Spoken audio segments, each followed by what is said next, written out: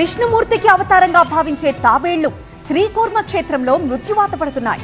2 రోజుల వ్యవధిలో 25 తాబేళ్లు చనిపోయాయి. సంరక్షణ కరువై చనిపోయాయా, ఎండకు తాళలేక ప్రాణాలు విడిచాయా? పోస్ట్మార్టం చేయకుండా దహనం చేయడం వెనక మతలబేంటి?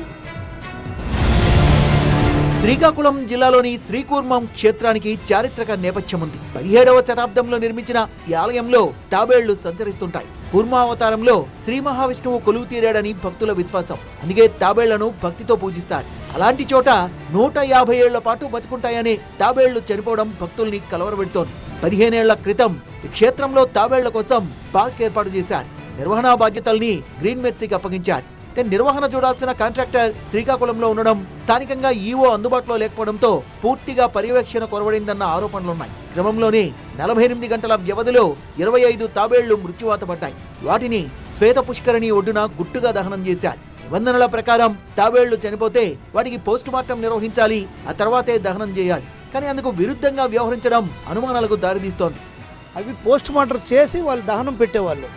దీనికి ఎందుకు పోస్ట్ మార్టం చేయలేదు, కారణం ఏంటి అనే దాని మీద ఇప్పుడు మేము దర్యాప్తు చేయాలా. ఆయనకు అడిగితే మాది కాదు అంటున్నాడు. సో ఇవి ఎంతవరకు అనేది రికార్డు జెన్యూనిటీ ఇవన్నీ పరిశీలించి అప్పుడు నిర్ణయం తీసుకుంటాం. తాబేళ్లు ఎందుకు చనిపోయాయి, వాటి సంరక్షణ బాధ్యతల్ని గాలికి వదిలేశారా, ఎండల ఎఫెక్ట్తో ప్రాణాలు విడిచాయా, ఇవేవీ కాకుండా ఇంకేదైనా జరుగుతోందా? క్షేత్రం ప్రతిష్ట దెబ్బతినేలా తాబేళ్లను దహనం చేయడంపై హిందూ సంఘాలు మండిపడుతున్నాయి. పూర్తిగా దేవాలయ ప్రాంగణంలోనే అయినట్టే మనం అందరం భావిస్తున్నాం పూర్తిగా. కాబట్టి దేవాలయ పాలకులు కానీ దేవాలయ అధికారులు కానీ ఈ విషయంలో పూర్తిగా వాళ్ళు కూడా పూర్తి నిర్లక్ష్యం వహించారు వాళ్ళు. కాబట్టి ఇందులో ఎవరైతే దీని వెనకతున్న దోషులు ఎవరైతే ఉన్నారో వాళ్ళని కఠినంగా శిక్షించాలి. ఎందుకంటే వన్యప్రాణులు పూర్తి దేవతా స్వరూపులు అవి. తేడి ఎక్కువైనా చలి ఎక్కువైనా కూడా ప్రమాదమే అంటున్నారు తాబేళ్ల పార్క్ CEO రమణమూర్తి. వాటి బాడీ తాలూకు మెకానిజం ఎలా ఉంటుందంటే ఎక్కువ వేడి తట్టుకోలేవు, ఎక్కువ చల్లదనాన్ని తట్టుకోలేవు. మన బాడీలా కాదు, మనకి రెగ్యులేషన్ ఉంటుంది. మనకి హీట్ ఎండలోకి వెళ్తే వెంటనే చెమట పట్టి మన బాడీ కూల్ అవుతుంది.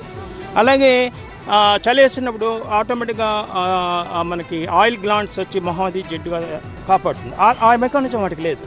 సో ఎండలు విపరీతంగా ఉండడం వల్ల చనిపోవడానికి ఒక హేతు అయితే, చనిపోయినవి ఆలయం సంరక్షణలో ఉన్న తాబేళ్లు కావని, బీచ్ ఫెస్టివల్లో చనిపోయినవి ఇక్కడ దహనం చేశారన్న వాదనలున్నాయి. ఇందులో నిజమెంత అన్నది తెలియాల్సింది. అధికారులు మాత్రం శ్వేత పుష్కరిణి దగ్గర శాంపిళ్లు సేకరించి ల్యాబ్ కి పంపించామంటున్నారు. బాధ్యులు ఎవరైనా సరే కఠినంగా వ్యవహరిస్తామంటున్నారు. ఎక్కువ జీవితకాలం కలిగి ఉండే జీవాలు అలా ఆల్ ఆఫ్ సడన్ గా ఎలా చనిపోయాయి? ఏదైనా వైరస్ సోకిందా, లేదంటే మండే ఎండల్ని తట్టుకోలేకపోయాయా? అసలు ఏం జరిగింది అన్నది మిస్టరీగా మారింది.